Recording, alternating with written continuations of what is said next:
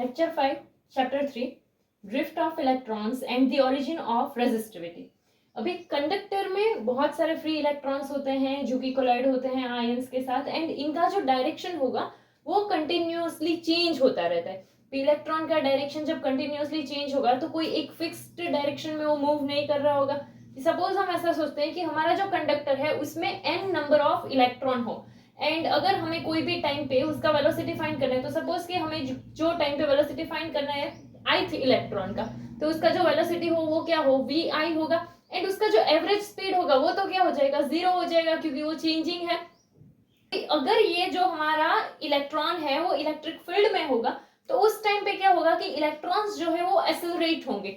अभी तो यहाँ पर अगर हमें उसका एक्सेलरेशन फाइंड करना हो तो हमारे पास एक फॉर्मूला है एक्सेलरेशन के लिए, वो क्या है, F इक्वल्स टू ma है. कि लाइक यहाँ पर हमारा एक्सेलरेशन आता है, तो ये m को अगर हम यहाँ से यहाँ भेज दे तो a इक्वल्स टू हमारा क्या हो जाएगा, F अपॉन m हो जाएगा. तो यहाँ पे a इक्वल्स टू क्या हो जाएगा, फोर्स अपॉन मास.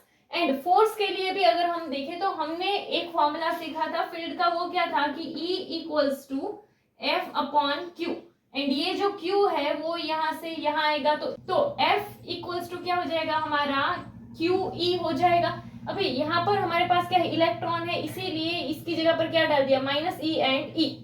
फिर तो फोर्स मिल गया, एंड ये फोर्स का वैल्यू है, नीचे क्या है, मास. तो यहाँ पर ये जो हमें है, हम ऐसा बोल सकते हैं कि ये क्या होगा, ये एक्सेलरेशन होगा इलेक्ट्रॉन का, बट ये जो है वो शॉर्ट ड्यूरेशन के लिए होगा. तो यहाँ पर जो माइनस ई है वो क्या है, इलेक्ट्रॉन है, एंड m जो है वो क्या है, मास है. अभी इलेक्ट्रॉन्स में क्या होते हैं, कोलिशन होते हैं. अभी सपोज कि कोई t टाइम के लिए हम वेलोसिटी देखें तो उसको हम क्या बोलते हैं, vt. तो यहाँ जो हमारा फॉर्मूला होगा वो क्या होगा, vt equals to vi plus at. अभी ये जो vi होगा वो तो क्या है, वो तो 0 हो जाएगा. तो इसीलिए अगर हमें यहाँ पर t टाइम पे एवरेज वेलोसिटी फाइंड करना है तो वो एवरेज वेलोसिटी क्या हो जाएगा हमारा इलेक्ट्रॉन का, 0 हो जाएगा. ठीक है, कि लाइक जितने भी इलेक्ट्रॉन्स हैं उन सब के लिए हमारा जो vi का वैल्यू होगा वो क्या हो जाएगा, 0 हो जाएगा. अभी इलेक्ट्रॉन्स में भी क्या होता है कि इलेक्ट्रॉन्स में ये जो वो कोलाइड होते हैं उसमें क्या हो रहा है कि वो एक डिफाइनाइट टाइम इंटरवल के हिसाब से नहीं होता है. ठीक है, यानी कि वो जो है वो रैंडम हो रहा है, एंड इसमें क्या होगा कि उसका वेलोसिटी का डायरेक्शन जो है, यानी इलेक्ट्रॉन जो है उसका जो डायरेक्शन है वो भी कैसा है, कंटिन्यूअसली चेंज हो रहा है. तो इसीलिए कोई भी रिजल्टेंट डायरेक्शन नहीं मिलता, इसीलिए ये क्या हो जाएगा, 0 हो जाएगा स्टार्टिंग वाला. एंड यहाँ पर दूसरा अगर हम देखें तो क्या कि अगर हमें टाइम इंटरवल देखना, टाइम इंटरवल क्या है कि सपोज यहाँ पर हमारे पास एक इलेक्ट्रॉन है, ये किसी से कोलाइड हुआ, फिर जो है वो फिर से मूव करने लगा, एंड मूव करने के बाद वो सपोज फिर से किसी से कोलाइड हुआ, तो ये के दोनों के बीच का जो टाइम इंटरवल है वो अगर हम देखें, ठीक है, तो यहाँ पर अगर हम इसका एवरेज ले, ठीक है, कि एवरेज टाइम इंटरवल लेते हैं बिटवीन टू सक्सेसिव कोलिशन, तो वो क्या होगा हमारा टाउ. इसको क्या बोलते हैं हम, रिलैक्सेशन टाइम. एंड अगर ये हमें फाइंड करना है तो हम क्या कर सकते हैं कि चलो हमारे पास सपोज कि n नंबर ऑफ इलेक्ट्रॉन है, एंड उसके लिए अगर हमें वेलोसिटी फाइंड करना है तो हम उसको क्या बोलते हैं, ड्रिफ्ट वेलोसिटी बोलते हैं. तो यहाँ पर इसीलिए जो vt है वो क्या हो जाएगा, vd, एंड ये तो क्या था 0, एंड a है एक्सेलरेशन, उसका वैल्यू हमने फाइंड किया वो क्या है, माइनस ई अपॉन एम. तो वो यहाँ पर आ जाएगा minus E upon M, and यहाँ पर जो है हमारा साथ में क्या था t, तो वो t आ गया. बट यहाँ पर हमने क्या बोला कि हम टाइम इंटरवल ले रहे हैं दो सक्सेसिव कोलिशन के बीच का, बट कौन सा ले रहे हैं, एवरेज. तो इसीलिए यहाँ हमने क्या कर दिया, t एवरेज. तो ये जो था वो हमारा क्या बन गया, टाउ बन गया. तो इसको हम क्या बोलते हैं, ड्रिफ्ट वेलोसिटी. अभी ये जो है ये तो 0 था तो वो तो चला गया, तो इसीलिए ये जो हमें मिला ये क्या है, हमारा drift velocity of electron. Next, अभी हमने ड्रिफ्ट वेलोसिटी देखा, तो ड्रिफ्ट वेलोसिटी जो है वो क्या है, तो हमारा कोई भी जो चार्ज पार्टिकल है जैसे कि इलेक्ट्रॉन, तो वो इलेक्ट्रिक फील्ड की वजह से उसका जो वेलोसिटी है वो ड्रिफ्ट वेलोसिटी था. अभी अगर हम देखें तो इलेक्ट्रिक फील्ड है, एंड इलेक्ट्रिक फील्ड की वजह से जो चार्ज है वो एक डायरेक्शन में फ्लो हो रहा होगा. चलो, तो यहाँ पे हमारे पास एक क्रॉस सेक्शन एरिया है ए, इलेक्ट्रिक फील्ड है ई, एंड यहाँ पे अगर हम देखें एरिया ए में से पास होने वाले जो इलेक्ट्रॉन हो उसका जो लेंथ होगा वो लेंथ क्या होगा, वी डी डेल्टा टी के जितना होगा. अभी ये कहाँ से आया वो अगर हम देखें तो हम वेलोसिटी का फॉर्मूला देखें तो वेलोसिटी का फॉर्मूला क्या होता है, velocity equals to displacement upon time. तो ये t जो है वो यहाँ है, वो यहाँ से क्या यहाँ चला जाएगा। तो इसीलिए ये जो डिस्प्लेसमेंट है उसको सपोज हम किससे दिखा रहे हैं, डेल्टा x से। तो जो डिस्प्लेसमेंट होगा वो क्या v इंटू टी के हिसाब से मिलेगा। अभी वेलोसिटी हमारे यहाँ पर हमारा क्या था, ड्रिफ्ट वेलोसिटी, एंड टाइम हम कितना ले रहे हैं, डेल्टा टी के जितना। तो जो हमें लेंथ मिलेगा डेल्टा एक्स वो क्या हम बोल सकते हैं, वी डी डेल्टा टी के जितना बोल सकते हैं। इसीलिए एरिया ए में से जो इलेक्ट्रॉन्स जो है वो सपोज पास हो रहे हैं वो किस लेंथ से जा रहे हैं, वी डी डेल्टा टी।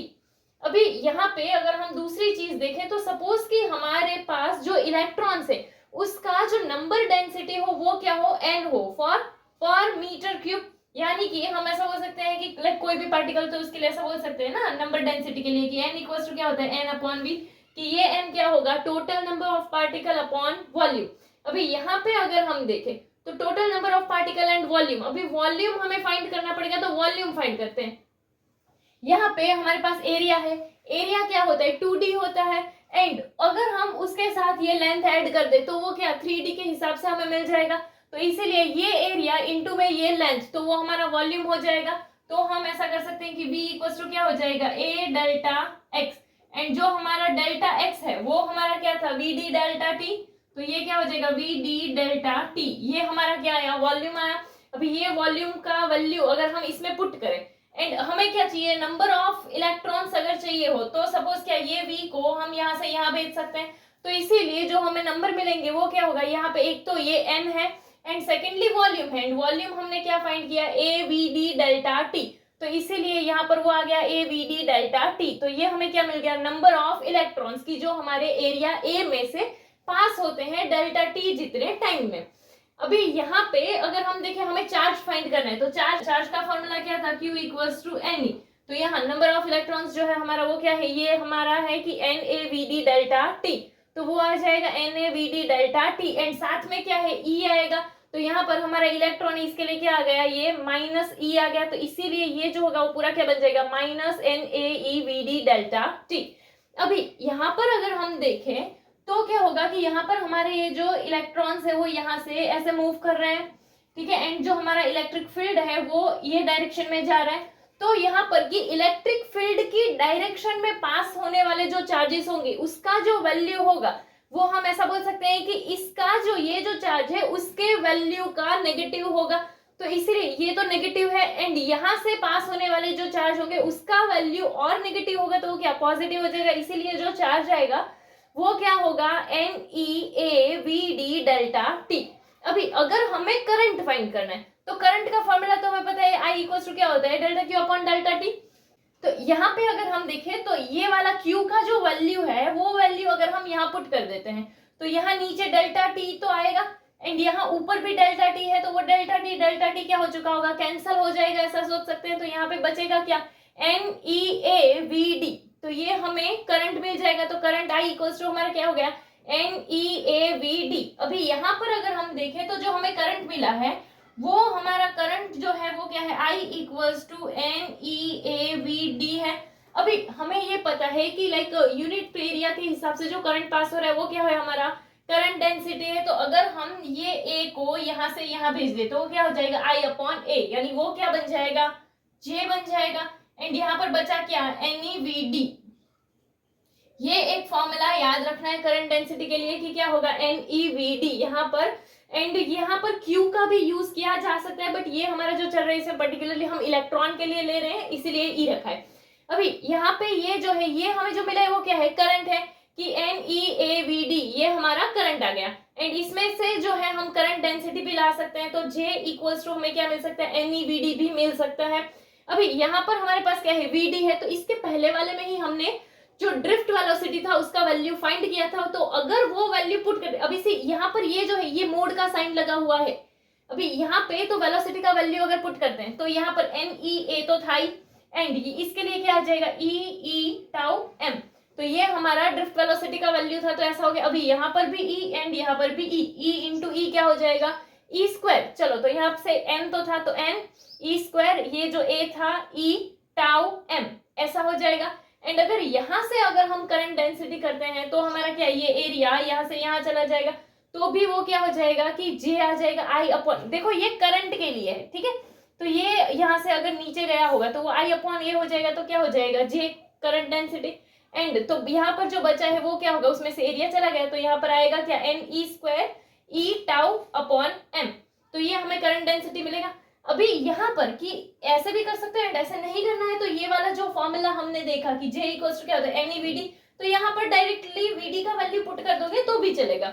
अभी यहाँ पे अगर हम देखें तो हमें यहाँ पर करंट डेंसिटी के लिए ये वैल्यू मिला है, ठीक है, बट हमारे पास करंट डेंसिटी का एक और वैल्यू ऑलरेडी हमने फाइंड किया ओम्स के लॉ के अकॉर्डिंग। अगर हम देखें तो जो हमने फाइंड किया है वो क्या था, J equals to sigma E।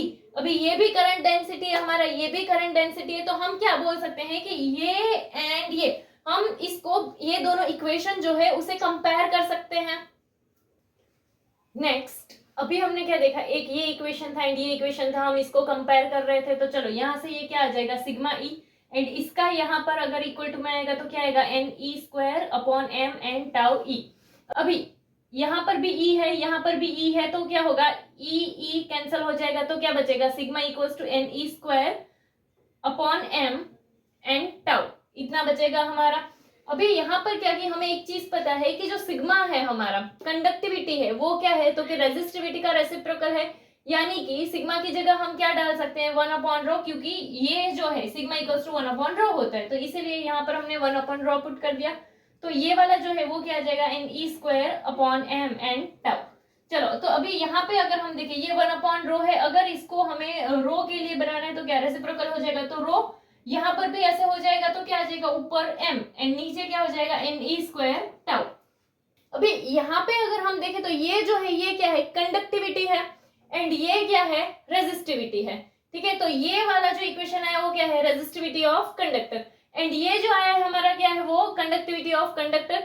अभी यहाँ पे अगर हम देखें तो क्या है कि यहाँ हमारा अगर एन ई एंड एम ये सबका वैल्यू सेम हो तो हम ऐसा बोल सकते हैं कि जो सिग्मा है वो क्या टाउ के डायरेक्टली प्रोपोर्शनल होगा, यानी कि कंडक्टिविटी जो है वो रिलैक्सेशन टाइम के डायरेक्टली प्रोपोर्शनल होगी।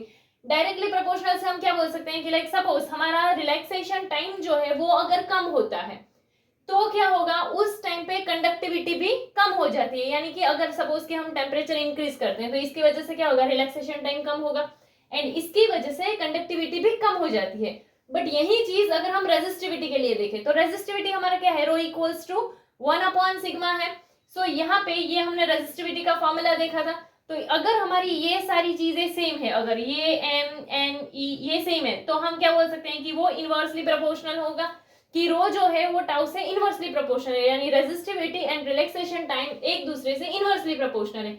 यानी क्या कि अगर रिलैक्सेशन टाइम जो है वो कम होता है तो क्या होगा रेजिस्टिविटी इंक्रीज होती है, एंड अगर रिलैक्सेशन टाइम बढ़ता है तो क्या होगा रेजिस्टिविटी कम होती है।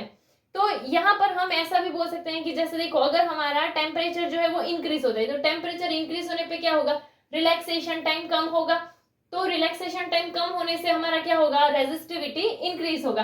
तो हम ऐसा बोल सकते हैं कि जो टाउ है, ठीक है, वो टाउ के इंक्रीज होने पर कंडक्टिविटी भी इंक्रीज ही होता है, बट जो हमारा रेजिस्टिविटी होगा वो क्या हो जाएगा कम हो जाएगा। एंड दूसरी चीज क्या बोल सकते हैं कि अगर हमारा टाउ जो है वो डिक्रीज होता है तो क्या होगा कंडक्टिविटी भी डिक्रीज होती है बट रेजिस्टिविटी इंक्रीज होती है।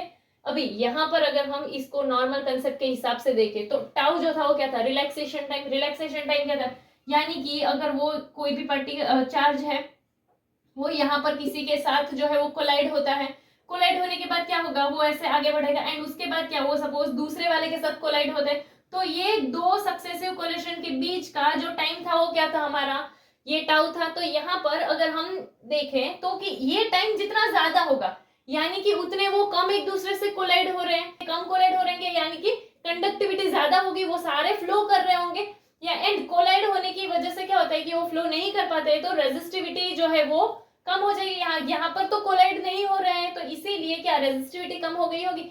बट यहाँ पर दूसरा केस अगर हम देखें सपोज कि ये रिलैक्सेशन टाइम कम हो जाए यानी क्या कि वो यहाँ जितना टाइम है ना उसकी कंपेयर में वो सपोज स्मॉल टाइम का इंटरवल में ही किसी और के साथ कोलाइड हो जाता है, फिर से वो स्मॉल इंटरवल में किसी और के साथ, तो ऐसे वो क्या होगा बार बार कोलाइड होता रहेगा। तो इसकी वजह से उसकी कंडक्टिविटी कम हो जाएगी, एंड उसकी कंडक्टिविटी जब कम है यानी कि उसकी रेजिस्टिविटी इंक्रीज हो गई है। ठीक है, तो मेन जो याद रखना है वो क्या है, ये है कि रिलैक्सेशन टाइम जो है वो कंडक्टिविटी से डायरेक्टली प्रोपोर्शनल है, रेजिस्टिविटी से इनवर्सली प्रोपोर्शनल है। तो अगर ये बढ़ेगा तो ये भी बढ़ेगा, बट रेजिस्टिविटी कम होगा, एंड अगर ये कम होता है तो कंडक्टिविटी जो है वो भी कम होगा, बट रेजिस्टिविटी इंक्रीज होगा।